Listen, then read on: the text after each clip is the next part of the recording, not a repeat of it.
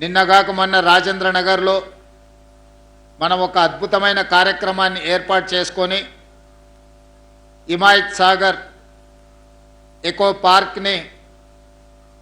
దేశంలోనే ఒక అద్భుతమైన ఎకో పార్క్ని మనము ప్రారంభించుకొని హైదరాబాదులో ఉండే ప్రజలకు వాళ్ళ చిన్నారి పిల్లల కోసం ఒక అద్భుతమైన పార్కును నిన్న ప్రారంభించుకున్నాం. ఈరోజు బుమ్రక్ దౌలా లేక్ను పునరుద్ధరించుకొని